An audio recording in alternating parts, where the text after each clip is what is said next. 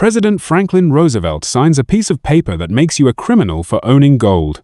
Not gold stolen from someone else. Not illegal gold. Just gold. The gold you bought with your own money. The gold you saved for years. Suddenly, owning it means 10 years in federal prison.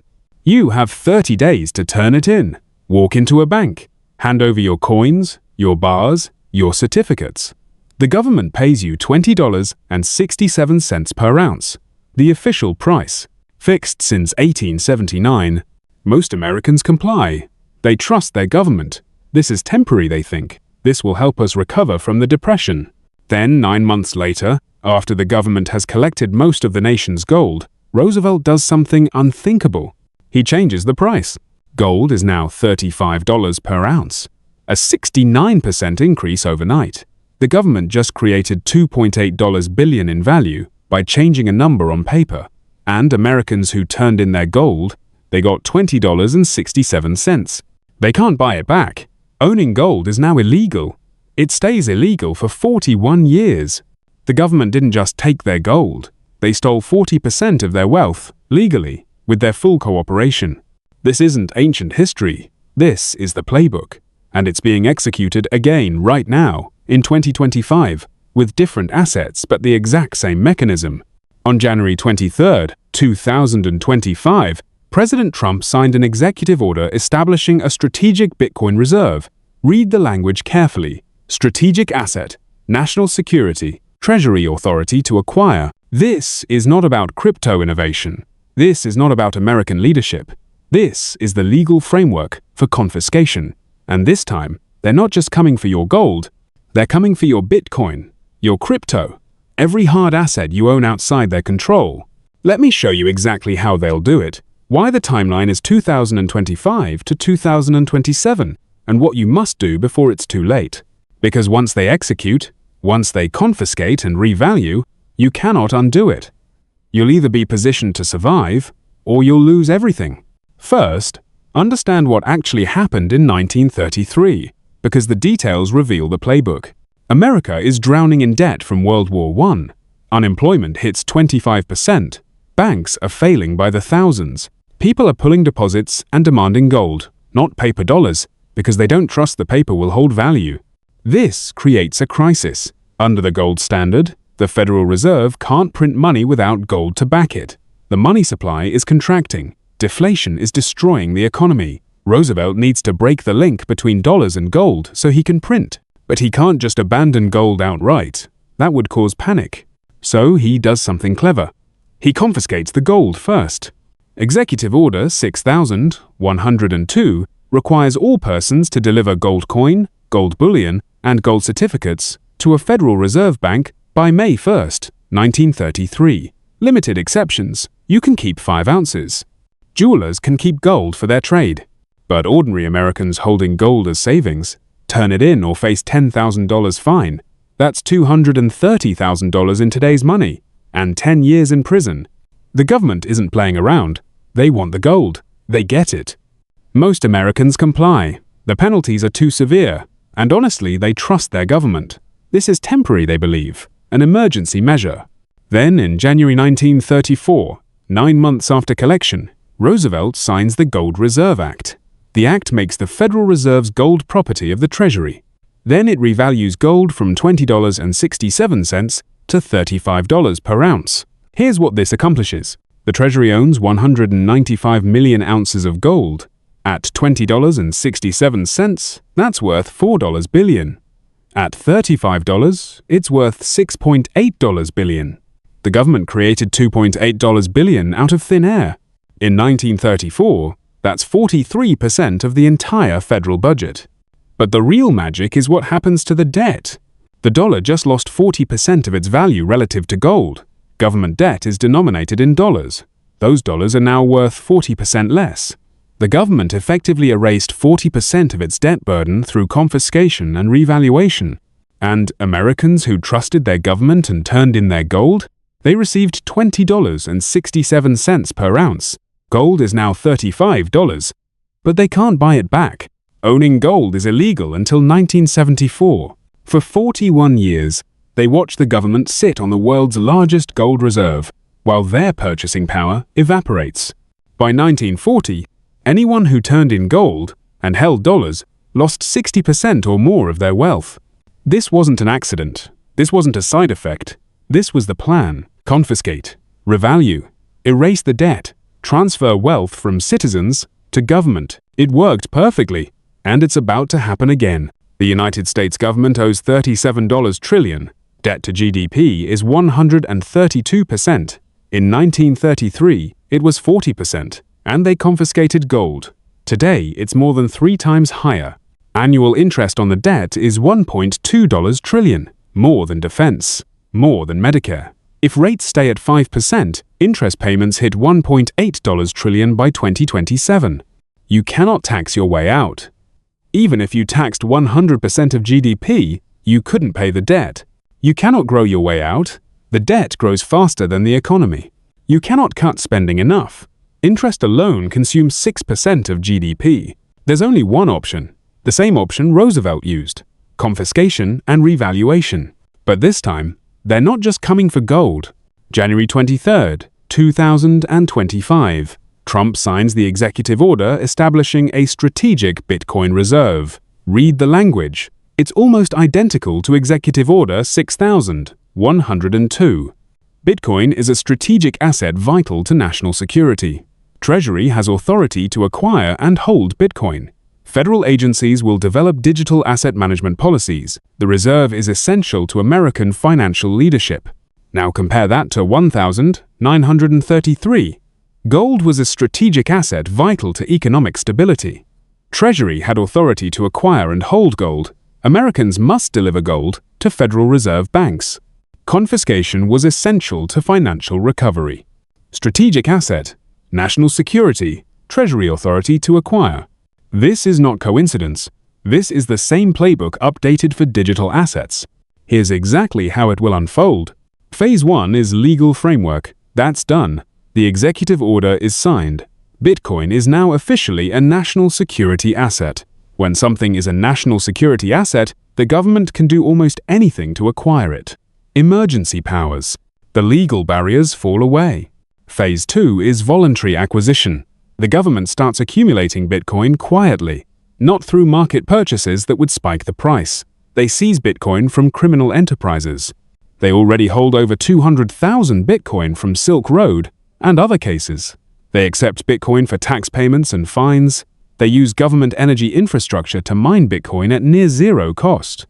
And critically, they build the tracking infrastructure. This is where it gets different from 1933. In 1933, gold was physical. You could hide it. You could lie about how much you had. Bitcoin exists on a public blockchain. Every transaction is recorded, and every American who bought Bitcoin through an exchange is in a database. Coinbase has your information. Kraken has your information.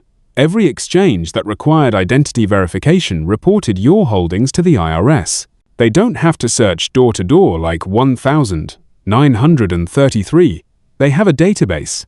They can send you a letter. We know you own 4.7 Bitcoin. You have 30 days to sell it to the Treasury at the official price. Failure to comply means criminal prosecution. Phase 3 is mandatory acquisition. The confiscation. The government announces that due to national security and financial stability, all Bitcoin holdings above a threshold must be sold to the Treasury. Maybe the threshold is 1 Bitcoin. Maybe it's 10. But above that, you must sell. The price won't be market rate. It'll be the official price. Maybe $50,000 per Bitcoin when the market is at $100,000. You're forced to sell at a discount, just like Americans sold gold at $20.67 when it was worth more. The penalties for non-compliance will be severe: criminal prosecution, asset forfeiture, prison. Most people will comply because the punishment is too severe and their holdings are already in a database. You can't hide what they already know you have. Phase 4 is revaluation. After acquiring enough Bitcoin, maybe the 1 million Bitcoin target in proposed legislation, they revalue. They announce that for US balance sheet purposes, Bitcoin is valued at $1 million per coin. At that valuation, 1 million Bitcoin equals $1 trillion in assets. Combined with gold revaluation, the government suddenly has $5 to $7 trillion in assets that can offset debt. But here's what happens next. Once the largest holder in the world says Bitcoin is worth $1 million, the market follows. Bitcoin goes to $300,000, then $500,000, then $800,000. And as Bitcoin rises to $1 million, the dollar collapses. If Bitcoin goes from $100,000 to $1 million, that's a 90% loss in the dollar's value. That shows up everywhere. Food, energy, housing. Inflation explodes to 20%, 30%, maybe 50% annually. Your dollars become worthless, but the government's debt, denominated in those worthless dollars, becomes manageable. You've just been robbed, legally, systematically, just like 1933. But worse, because they have digital tracking, they know exactly what you own. Here's the timeline. 2025 is accumulation. The government quietly acquires Bitcoin through seizures, mining, strategic purchases. They build tracking infrastructure. The IRS requires exchanges to report all transactions. They're preparing the system. 2026 is crisis. The debt ceiling fight becomes severe. Bond market stress. Yields spike. The crisis creates justification for extraordinary measures. The Patriot Act passed after 9/11. TARP passed after 2008. The next crisis will justify confiscation. 2027 is confiscation and revaluation. Mandatory Bitcoin sale above the threshold. Official price below market. Most comply because holdings are in databases. After acquisition, they revalue. Bitcoin to $1 million. Gold to $20,000. Dollar collapses. Inflation explodes. Debt erased. You lose. This is not speculation. This is mathematical certainty. The debt cannot be paid. Confiscation is the only option. The legal framework is already in place. So, how do you protect yourself? First, understand what they can and cannot confiscate. They can confiscate Bitcoin on centralized exchanges. If it's on Coinbase, Kraken, any KYC exchange, they know you have it and can force the exchange to freeze it or transfer it to Treasury. They can confiscate Bitcoin ETFs. The government can seize underlying Bitcoin from ETF custodians and pay investors the official price. What they cannot easily confiscate is self-custodied crypto in cold storage. If your Bitcoin is on a hardware wallet that you control, and you bought peer-to-peer or through non-KYC methods, they don't know you have it. This is the digital equivalent of burying gold in 1933. The problem is, most people bought through exchanges. The government already knows. So what do? Move everything to self-custody now. Hardware wallet, you hold the keys. Yes, exchanges have your purchase history.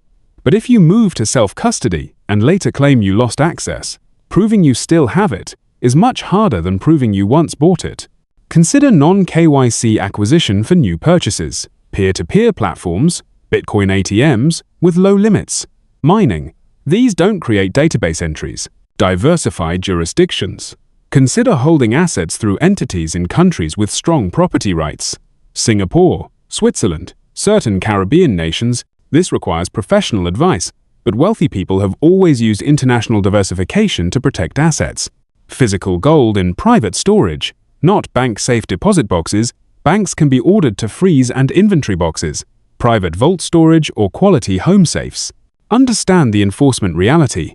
In 1933, penalties were severe, but prosecutions were rare. The government relied on voluntary compliance. The same will be true for Bitcoin. They'll threaten prison, but prosecuting millions is impractical. If you're self-custodied and they don't know you have it, prosecution is unlikely. I'm not telling you to break the law. I'm telling you to understand enforcement reality. And finally, real assets. Land, productive real estate, businesses that generate cash flow. These can't be confiscated through database queries, and they rise in value as the dollar falls. Now let me address the objections. They won't confiscate because it would kill innovation. When the choice is between innovation and survival, governments choose survival. Always. Bitcoin is decentralized and can't be controlled. Bitcoin's protocol is decentralized. Its ownership in America is highly centralized in databases. Decentralization protects the network. It doesn't protect you. There would be massive political backlash. There was backlash in 1933. It happened anyway. There was backlash in 2008. It happened anyway. By the time backlash materializes, your Bitcoin is already gone. Here's what's really happening. This isn't just about Bitcoin or gold. This is about the end of the current monetary system. The dollar as reserve currency is dying. Everyone in power knows it. Central banks are buying gold at record rates. Foreign governments are creating alternatives like BRICS currency. The US government is positioning to confiscate hard assets before the collapse. The question isn't whether the dollar will be devalued and your wealth confiscated. The question is whether you'll be positioned to survive it. The people who turned in gold in 1933 and held dollars were destroyed.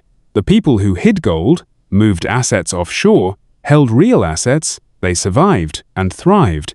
The same split is about to happen. There will be people who comply, who trust the government, who hold wealth in confiscatable assets. They will lose 70 to 90% of their purchasing power. And there will be people who see what's coming, who position in self-custodied crypto, physical gold, real assets, international diversification. They will preserve wealth and buy assets at depression prices when everyone else is broke. Executive Order 6102 destroyed the middle class in 1933. The 2025 equivalent will be worse because the debt is higher, the confiscation broader, and the tracking digital. They know what you own. They're coming for it. The executive order is signed. The legal framework is in place. The database exists. The timeline is 2025 to 2027. You have months, maybe a year, not more. Once the confiscation order comes, it's too late. Your assets are frozen. Your options are gone. You comply or face prison. Move to self-custody now. Diversify jurisdictions. Acquire assets they can't track. Build positions in real assets and prepare psychologically. Because when confiscation hits, when revaluation happens, when inflation explodes and the dollar dies, most people will panic. They'll make bad decisions. They'll lose everything. But if you've prepared, if you've positioned correctly, you'll survive. You'll preserve wealth, and you'll build on the other side while everyone else starts from zero. The pattern from 1933 is repeating in 2025. Your wealth is either protected or it's gone. The choice is yours. Make it now.